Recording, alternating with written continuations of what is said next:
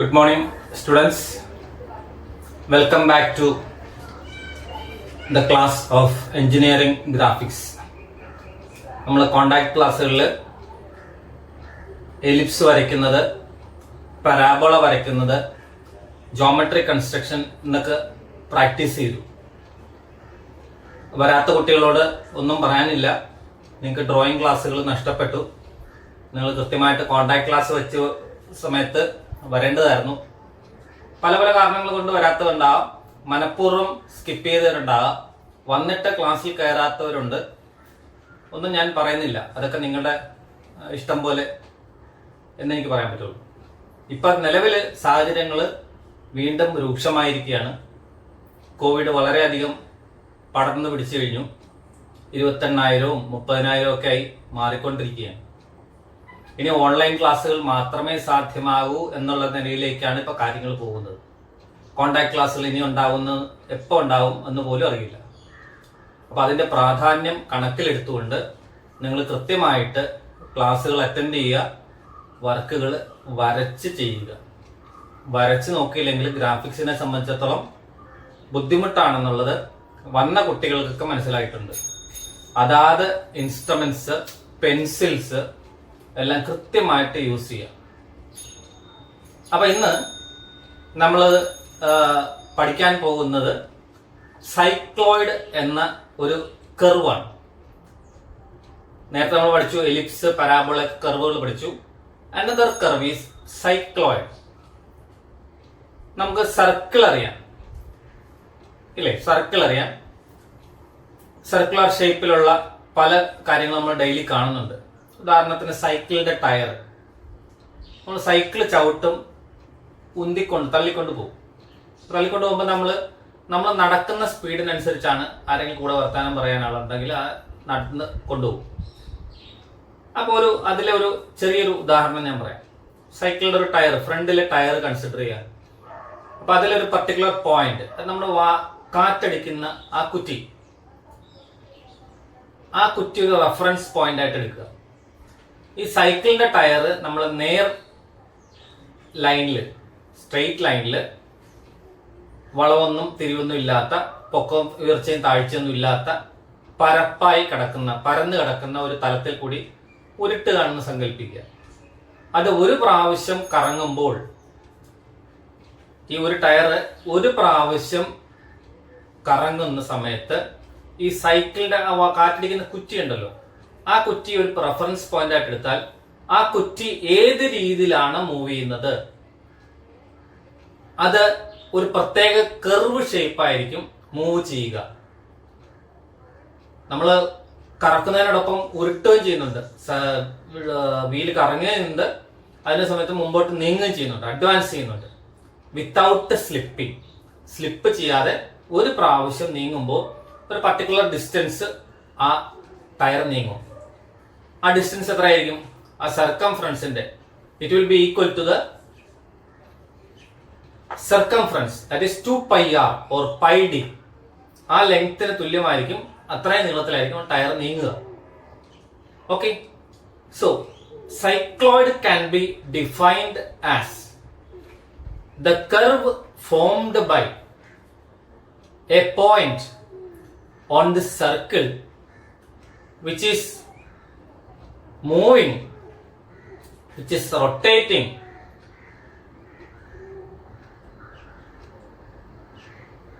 along a straight line without slipping. ഒരു straight ലൈനിൽ കൂടി സ്ലിപ്പ് ചെയ്യാതെ റൊട്ടേറ്റ് ചെയ്യുന്ന അല്ലെങ്കിൽ റോള് ചെയ്യുന്ന, ഉരുണ്ട് പോകുന്ന ഒരു സർക്കിൾ, ആ സർക്കിളില് ഒരു പോയിന്റ് ഉണ്ടാക്കുന്ന, ജനറേറ്റ് ചെയ്യുന്ന കർവ്. ഒന്നുകൂടി പറയാം. Cycloid can be defined as the curve generated by a point on a circle which rolls along a straight line without slipping. Slip ചെയ്യാതെ ഒരു സ്ട്രെയിറ്റ് ലൈനിൽ കൂടി ഒരു സർക്കിള് റോൾ ചെയ്യുകയാണെങ്കിൽ അതിലെ ഒരു പോയിന്റ് ഉണ്ടാക്കുന്ന ആ കർവിനെയാണ് സൈക്ലോയിഡ് എന്ന് പറയുക.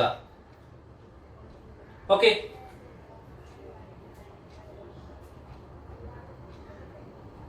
അപ്പൊ ഇതില് സർക്കിളും ഉണ്ട്, സ്ട്രെയിറ്റ് ലൈനും ഉണ്ട്.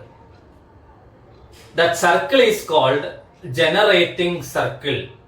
ഏത് സർക്കിളിൽ നിന്നാണോ സൈക്ലോയിഡ് ജനറേറ്റ് ചെയ്യപ്പെടുന്നത്, ഫോം ചെയ്യപ്പെടുന്നത്, that circle is called generating circle, and the line is called directing line or generating line. നമ്മൾ പറഞ്ഞു, ഒരു സർക്കിള് സ്ലിപ്പ് ചെയ്യാതെ ഒരു പ്രതലത്തിൽ കൂടി റോൾ ചെയ്യുന്നുണ്ടെങ്കിൽ ആ സർക്കിളിലെ ഒരു പോയിന്റ്, ഒരു പ്രാവശ്യം ഇത് റൊട്ടേറ്റ് ചെയ്ത് റോൾ ചെയ്ത് മുൻപോട്ട് നീങ്ങുന്ന സമയത്ത് അതിലൊരു പോയിന്റ് ഉണ്ടാക്കുന്ന കർവ്, അതാണ് സൈക്ലോയിഡ്. അതെങ്ങനെയാണ് വരയ്ക്കണമെന്ന് നമ്മൾ പറയാൻ പോകുന്നത്. You can see a circle drawn here. ഒരു പർട്ടിക്കുലർ റേഡിയസ് ഉള്ള ഒരു സർക്കിൾ ഇവിടെ വരച്ചിട്ടുണ്ട്.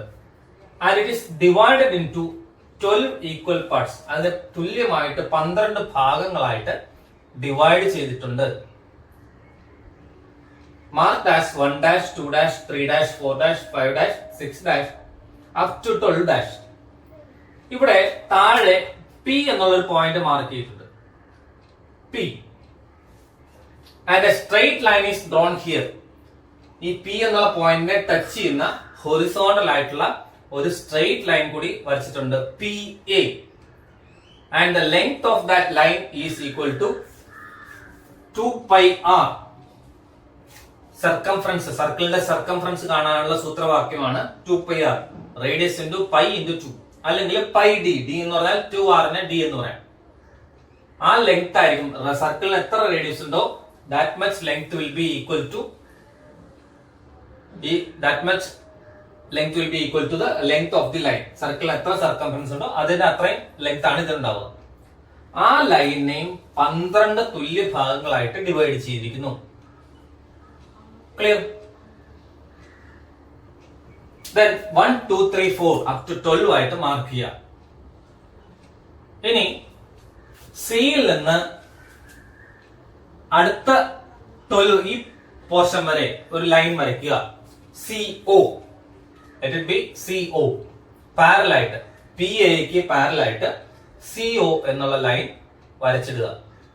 Also draw horizontal parallel lines through these points 1, 11, 1 dash 11 dash നിന്നും 2 dash 10 dash 3 dash 9 dash 4 dash 8 dash 5 dash 6 dash 5 dash 6 dash 7 dash അതിലെല്ലാം horizontal lines parallel ആയിട്ട് വരച്ചിടുക. Then അടുത്ത step 1, 2, 3, 4 ഇതിൽ നിന്നെല്ലാം vertical lines to meet CO at C1, C2, C3, C4. CO എന്നുള്ള ലൈനിനെ C1ലും C2ലും C3ലും C4ലും meet ചെയ്യാനായിട്ട് vertical ലൈൻസും വരയ്ക്കുക. നമ്മൾ വരയ്ക്കാൻ പോകുന്നത് സൈക്ലോയിഡ് ആണ്. സൈക്ലോയിഡ് എന്ന് പറഞ്ഞാൽ ഒരു സർക്കിള് ഒരു പ്രതലത്തിൽ കൂടി ഒരു ലൈൻ, നേർ ലൈനിൽ കൂടി സ്ലിപ്പ് ചെയ്യാതെ റോള് ചെയ്ത് കഴിഞ്ഞാൽ ആ സർക്കിളിലെ ഒരു പർട്ടിക്കുലർ പോയിന്റ് ഉണ്ടാക്കുന്ന കർവ്, ആ പോയിന്റ് എങ്ങനെയായിരിക്കും മൂവ് ചെയ്യുക എന്നാണ് നമ്മൾ വരയ്ക്കാൻ പോകുന്നത്. അപ്പൊ ഇത്രയും ചെയ്തു, സർക്കിൾ വരച്ചു. സർക്കിളിനെ 12 തുല്യ ഭാഗങ്ങളായിട്ട് ഡിവൈഡ് ചെയ്തു, മാർക്ക് ചെയ്തു. ആന്റി ക്ലോക്ക് വൈസ് ഡയറക്ഷനിൽ 1 dash 2 dash 3 dash എന്നുള്ള രീതിയിൽ മാർക്ക് ചെയ്തു.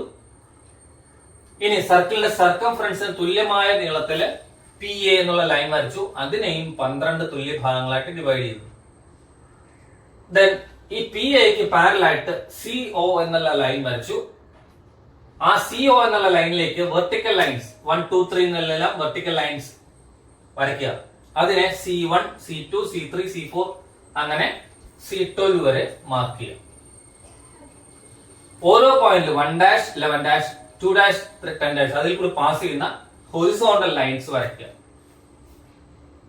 ഇനി ഈ സർക്കിൾ നമ്മൾ കൺസിഡർ ചെയ്യുന്നു. ഈ സർക്കിൾ ഒരു ചെറുതായിട്ടൊന്ന് മുൻപോട്ട് റോൾ ചെയ്ത് കഴിഞ്ഞാൽ ഈ 1 dash എന്നുള്ളത് 1-ഉമായിട്ട് കോയിൻസൈഡ് ചെയ്യും. അപ്പൊ ഈ സർക്കിൾ അല്പം മുൻപോട്ട് നീങ്ങും. ആ സമയത്ത് സർക്കിളിന്റെ സെന്റർ C1 ആയിരിക്കും. ഒന്നുകൂടി റോൾ ചെയ്ത് കഴിഞ്ഞാൽ C2 എന്നുള്ള പൊസിഷനിലെത്തും. 2 dash-ഉം 2-ഉം കോയിൻസൈഡ് ചെയ്യും. 3 dash-ഉം 4' അങ്ങനെ എല്ലാം സർക്കിൾ റോൾ ചെയ്യുന്നതനുസരിച്ച് കോയിൻസൈഡ് ഇങ്ങനെ ഇരിക്കും. ആ സമയത്ത് ഈ പി എന്നുള്ള പോയിന്റിന്റെ സഞ്ചാരപാത എങ്ങനെ ആയിരിക്കും അത് വരയ്ക്കാനായിട്ട് സി എന്നുള്ള കേന്ദ്രത്തിൽ കൂടിയാണ് ഈ സർക്കിൾ വരച്ചിരിക്കുന്നത്. സിമിലർലി വിത്ത് റേഡിയസ് ആർ, ആ സർക്കിളിന്റെ റേഡിയസ് എത്രയാണോ ആ ആർ തന്നെ കോമ്പസിൽ എടുത്തിട്ട് C1 കേന്ദ്രമാക്കി 1' ഒരു ആർക്ക് കട്ട് ചെയ്യുക. 1' 11' പാസ് ചെയ്യുന്ന ലൈനിൽ ഒരു കട്ട് ചെയ്യുക. And mark it as P1. Similarly with C2 and radius equal to R. Draw another arc. ഇവിടെ കട്ട് ചെയ്യുന്ന ലൈനിൽ P2 മാർക്ക് ചെയ്യുക. Then with C3 and radius same. ഇവിടെ എവിടെയാ നിങ്ങൾക്ക് കിട്ടുന്ന പോയിന്റ്. Then with C4 4 കൂടി പാസ് ചെയ്യുന്ന, വിത്ത് C5 5 കൂടി പാസ് ചെയ്യുന്നത്, C6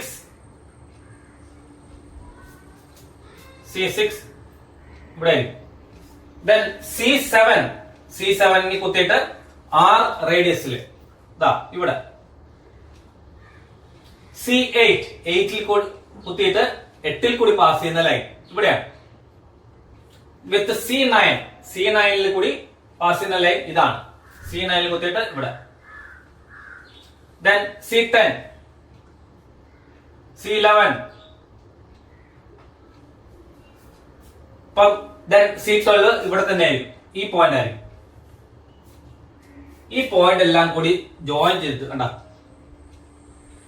ഇതെല്ലാം കൂടി യോജിപ്പിച്ച് ഒരു ലൈൻ വരയ്ക്കുക, ഒരു കർവ് വരയ്ക്കുക.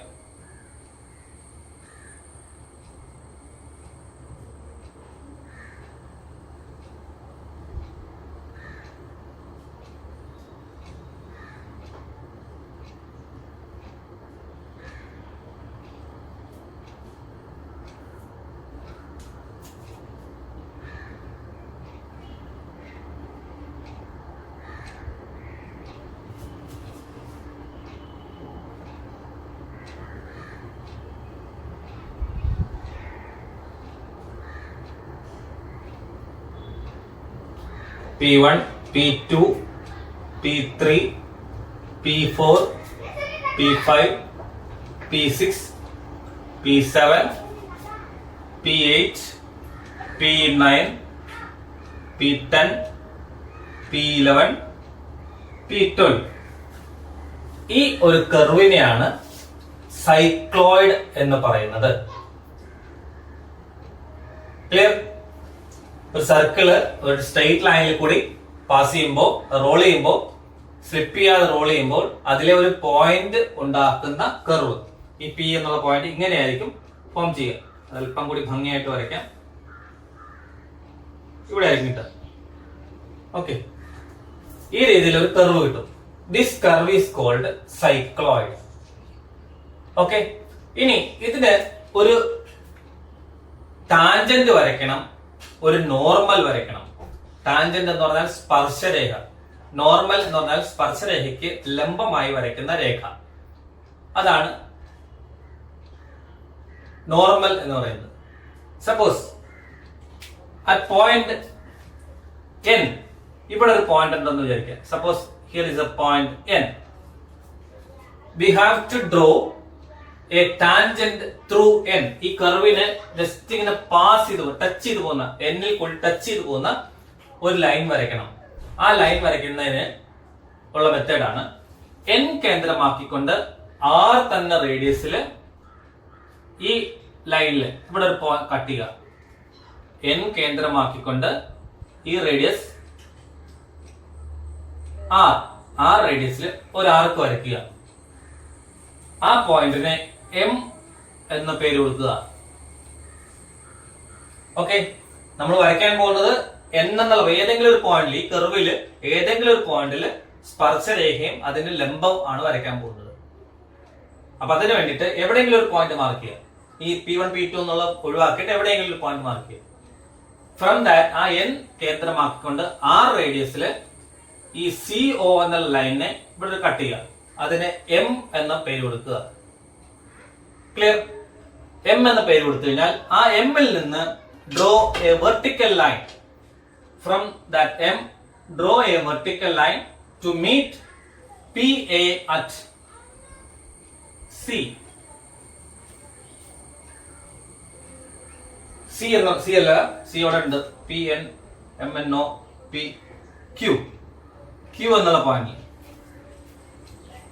ഇവിടെ പി ഉണ്ട്, സി ഉണ്ട്, ഒ ഉണ്ട്, എ ഉണ്ട്. അപ്പൊ അത് കൊടുക്കാൻ പറ്റില്ല. ആദ്യം എൻ കൊടുത്തു, എം കിട്ടി. ദെൻ എമ്മിൽ നിന്ന് പെർപെൻഡിക്കുലർ വരച്ചു. We will get another point Q. From that Q, ആ ക്യൂവിൽ നിന്ന് join Q N. Q N join ചെയ്യുക. ക്യൂ എൻ ജോയിൻ ചെയ്ത് കഴിഞ്ഞാൽ അതായിരിക്കും ആ എന്നിൽ കൂടി പാസ് ചെയ്യുന്ന ലൈനിന്റെ പെർപെൻഡിക്കുലർ ലൈൻ ഓർ നോർമൽ. അപ്പൊ നോർമലിന് പെർപെൻഡിക്കുലർ ആയിട്ട് വേറെ ലൈൻ വരച്ചു കഴിഞ്ഞാൽ അത് ടാൻജന്റ് ആയിരിക്കും. സോ ഇതിന് പെർപെൻഡിക്കുലർ ആയിട്ട് draw A line. Draw a line that will be the tangent. RS. RS will be the tangent to the curve. Clear? ഇപ്പൊ നമ്മളിന്ന് പഠിച്ചത് എന്താണെന്ന് വെച്ചാല് സൈക്ലോയിഡ് എന്ന കർവ് ആണ്. സൈക്ലോയിഡ് എന്ന് പറഞ്ഞാൽ ഒരു നേർരേഖയിൽ കൂടി സ്ലിപ്പ് ചെയ്യാതെ റോൾ ചെയ്യുന്ന ഒരു സർക്കിളിലെ ഒരു പോയിന്റ് ഉണ്ടാക്കുന്ന കർവ്. എങ്ങനെയായിരിക്കണം? ആ സർക്കിൾ സ്ലിപ്പ് ചെയ്യാതെ മൂവ് ചെയ്യണം, ഒരു പ്രാവശ്യം റോൾ ചെയ്യണം.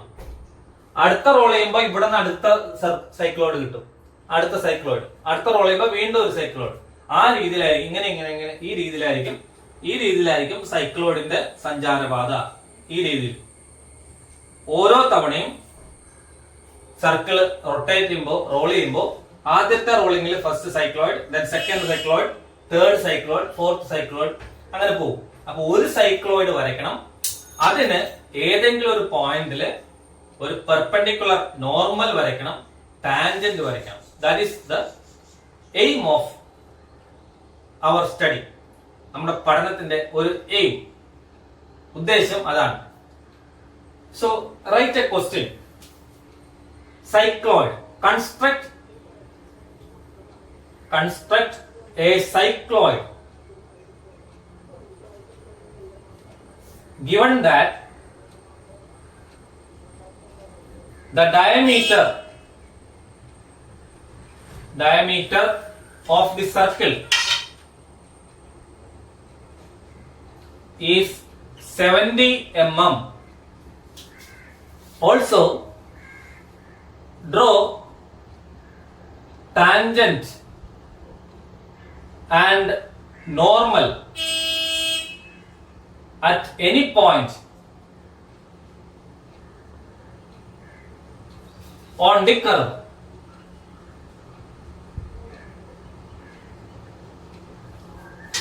Construct a cycloid given that the circle diameter is 70 mm. Also draw the tangent and normal at any point on the curve. ഇങ്ങനെ ഒരു ക്വസ്റ്റ്യൻ കിട്ടിക്കഴിഞ്ഞാൽ, when a question is like this, first draw the given circle with C as center. C center ആക്കിക്കൊണ്ട് circle വരയ്ക്കുക. Then divide the circle into 12 equal parts. Minimum 12 equal parts. That is for accuracy. എത്ര പാർട്ടായിട്ട് വേണമെങ്കിലും ചെയ്യാം. 12 ആയിട്ട് ചെയ്തു കഴിഞ്ഞാൽ accuracy ഉണ്ടാവും. 16 ആണ്, അതിലും കുറച്ചുകൂടി ആക്യുറസി കിട്ടും. So divide that circle into 12 equal parts. Mark it as 1 dash, 2 dash, 3 dash, 4 dash up to 12 dash in anti-clockwise direction. Next step is draw a straight line, horizontal straight line having length equal to the circumference of the circle. സർക്കിളിന്റെ സർക്കംഫറൻസിന്റെ നീളത്തിന് തുല്യമായ ഒരു straight line, horizontal line വരയ്ക്കണം. Circumference എങ്ങനെ calculate ചെയ്യും? That is 2 pi r. Radius എത്രയാണോ അത് into 2 × π. that will be the length of this line PA. Divide that circle in the same equal parts as the circle. Divide that line, not circle, divide that line also into same number of parts as the circle. Circle ne എത്രയായിട്ടാണോ divide ചെയ്തത് അത്രയും തന്നെയായിട്ട് divide ചെയ്യുക and number it as 1 2 3 up to 12. അപ്പോൾ സർക്കിളിൽ 1 dash 2 dash 3 dash എന്നുള്ള രീതിയിൽ anti clock വൈസിൽ number ചെയ്തു. ഇവിടെ ലെഫ്റ്റ് ടു റൈറ്റ് 12 ആയിട്ട് ഡിവൈഡ് ചെയ്തു. Then draw another line CO. This one CO parallel to PA. PA എന്നുള്ള ലൈനിന് പാരലൽ ആയിട്ട് CO വരയ്ക്കുക. Through this in this line. Then from 1 2 3 points draw perpendicular lines. ഇവിടെ നിന്നെല്ലാം perpendicular lines വരയ്ക്കണം. So as to get the points C1, C1, C2, C3, C4, C5, C6 up to C12. ഓരോ പോയിന്റിനും C1, C2, C3 പോയിന്റുകൾ കൊടുക്കുക, mark ചെയ്യുക. Also through 11-1, 10-2, 9-3, 8-7 ഇതിലെ കൂടി എല്ലാം horizontal lines parallel to this PA. ഈ PA എന്നുള്ള ലൈനിന് പാരലൽ ആയിട്ട് ഹൊറിസോണ്ടൽ ലൈൻസ് വരയ്ക്കുക. അപ്പൊ ഇത്രയും നമ്മൾ ചെയ്തു കഴിഞ്ഞാൽ ഇതെല്ലാം this should be continuous thin lines. വളരെ തിക്നെസ് കുറച്ച് ഡാർക്ക്നെസ് കുറച്ചിട്ട് H പെൻസിൽ ഉപയോഗിച്ച് വരയ്ക്കണം. നെക്സ്റ്റ് സ്റ്റെപ്പ് ഈസ്, ഇനിയാണ് നമ്മൾ സൈക്ലോയിഡ് കൺസ്ട്രക്ട് ചെയ്യാൻ പോവാണ്. അപ്പൊ ഈ P എന്നുള്ള പോയിന്റ് ഈ സർക്കിൾ മൂവ് ചെയ്യുമ്പോൾ എങ്ങനെയായിരിക്കും വരിക, ഈ P എന്നുള്ള സഞ്ചാരപാത എങ്ങനെയാണ് വരുന്നത് കാൽക്കുലേറ്റ് വരയ്ക്കാൻ പോവാണ്. For that with R as radius, നമുക്ക് തന്നിരിക്കുന്ന സർക്കിളിന്റെ റേഡിയസ് R കോമ്പസിൽ എടുക്കുക. C1 കേന്ദ്രമാക്കൊണ്ട് ഒന്നിൽ കൂടി പാസ് ചെയ്യുന്ന ലൈനിനെ ഇവിടെ കട്ട് ചെയ്യുക, P യിൽ കട്ട് ചെയ്യുക, P1 ൽ. ദെൻ C2 കേന്ദ്രമാക്കൊണ്ട് രണ്ടിൽ കൂടി പാസ് ചെയ്യുന്ന ലൈനിനെ ഇവിടെ കട്ട് ചെയ്യുക, C3 കേന്ദ്രമാക്കൊണ്ട് ഇവിടെ കട്ട് ചെയ്യുക, C4 കേന്ദ്രമാക്കൊണ്ട് ഇവിടെ കട്ട് ചെയ്യുക, C5, C6 ഓരോന്നും കറസ്പോണ്ടിങ് പോയിന്റ്സിൽ കട്ട് ചെയ്യുക. അതിനെല്ലാം P1, P2, P3, P4, P5, P6 up to P12 വരെ മാർക്ക് ചെയ്യുക. Draw a smooth curve connecting these points. You will get a curve which is called cycloid. Cycloid എന്നുള്ള ഒരു curve കിട്ടും. Okay, അപ്പൊ cycloid construct ചെയ്തു, smooth curve ആയിരിക്കണം. അപ്പൊ അതാണ് തെളിഞ്ഞു കാണേണ്ടത്. സർക്കിൾസ് എല്ലാം വളരെ തിൻ ആയിട്ട് മങ്ങി കണ്ടാൽ മതി. Then അടുത്ത part, draw tangent and normal at any point on the curve. Mark any point N എന്നുള്ള പോയിന്റ് ഇവിടെ മാർക്ക് ചെയ്യുക. N എന്നുള്ള പോയിന്റ് ഇവിടെ മാർക്ക് ചെയ്തു. ഈ കർവില്, അതായത് ഈ സൈക്ലോയിഡില് N എന്നുള്ള പോയിന്റ് മാർക്ക് ചെയ്യുന്നു. എവിടെയെങ്കിലും നിങ്ങൾക്ക് ഇഷ്ടമുള്ളത് മാർക്ക് ചെയ്യാം, ഇവിടെയോ ഇവിടെയോ ഇവിടെ എവിടെ, ഈ P1 P2 അതിൽ മാറാതിരിക്കുക. Then with N as center, N എന്നുള്ള പോയിന്റ് സെന്റർ ആക്കിക്കൊണ്ട് R റേഡിയസില്, നമ്മൾ നേരത്തെ കോമ്പസിൽ എടുത്ത അതേ റേഡിയസില് ഡ്രോ എ കർവ്, ഇവിടെ ഒരു കർവ് വരയ്ക്കുക. ആ കർവ് CO എന്നുള്ള ലൈനിനെ M എന്നുള്ള പോയിന്റില് കട്ട് ചെയ്യും. അത് റേഡിയസ് R ആണ്. ആ M ൽ നിന്ന് PA എന്നുള്ള ലൈനിലേക്ക് ഒരു പെർപെൻഡിക്കുലർ ലൈൻ വരയ്ക്കുക. Let it be Q. Q വരച്ചു. Join QN or NQ. അതായിരിക്കും നമുക്ക് ആവശ്യമുള്ള നോർമൽ എന്ന് പറയുന്നത്, ഈ നോർമൽ. ഇനി ഈ നോർമലും ടാൻജന്റ് നമ്മൾ കൊച്ചു ക്ലാസ് പഠിച്ചിട്ടുണ്ട്. ടാൻജന്റ് വരച്ചു കഴിഞ്ഞാൽ അതിന് പെർപെൻഡിക്കുലർ ആയിട്ട് വരയ്ക്കുന്ന രേഖയാണ് നോർമൽ എന്ന് പറയുന്നത്. അപ്പൊ നോർമൽ കിട്ടിക്കഴിഞ്ഞാൽ അതിന് പെർപെൻഡിക്കുലർ ആയിട്ട് വേറെ ലൈൻ വരച്ചു കഴിഞ്ഞാൽ അതിന് ടാൻജന്റ് എന്ന് പറയും. അപ്പൊ ഇതിന് പെർപെൻഡിക്കുലർ ആയിട്ട് ഇവിടെ 90 ഡിഗ്രി വരണത്തില് ഒരു ലൈൻ വരയ്ക്കുക. എന്നിൽ കൂടി പാസ് ചെയ്യുന്ന ലൈൻ വരച്ചു കഴിഞ്ഞാൽ അതിനെ RS എന്ന് കൊടുക്കുക. Mark it as RS. RS will be the required tangent. Okay, എങ്ങനെയാണെന്ന് മനസ്സിലായി? ക്ലിയർ? സോ ഇതാണ് സൈക്ലോയിഡ്. ഇതും 10 മാർക്കിന് 8 മാർക്കിനൊക്കെ ചോദിക്കാവുന്ന ക്വസ്റ്റ്യൻ ആണ്. വളരെ സിമ്പിൾ ആണ്. പക്ഷെ അത് വരയ്ക്കേണ്ട മെത്തേഡ് നിങ്ങൾ വരച്ചാൽ മാത്രമേ നിങ്ങളുടെ കയ്യിൽ വരികയുള്ളൂ. So be careful. നിങ്ങൾ വായിച്ചു പഠിച്ചു കഴിഞ്ഞാൽ ഒരിക്കലും ഗ്രാഫിക്സ് നിങ്ങളുടെ കയ്യിൽ വരില്ല, വളരെ ബുദ്ധിമുട്ടായിരിക്കും. ഒരു സുപ്രഭാതത്തില് കിട്ടുന്ന ഒരു സംഗതിയല്ല. ഗ്രാജുവൽ ആയിട്ട് by practice by practice by practice അത് മാത്രമേ നമുക്ക് ചെയ്യാൻ പറ്റുള്ളൂ. സിമിലർലി മാത്തമാറ്റിക്സ്, പ്രോബ്ലം ആയിട്ടുള്ള എന്ത് സബ്ജക്റ്റ് ആണെങ്കിലും പ്രോബ്ലമാറ്റിക് ആയിട്ടുള്ള സംഗതി എന്തായാലും ചെയ്ത് തന്നെ പഠിക്കണം, വരച്ച് തന്നെ പഠിക്കണം, എഴുതി തന്നെ പഠിക്കണം, അല്ലാണ്ട് കിട്ടില്ല. ഓക്കെ.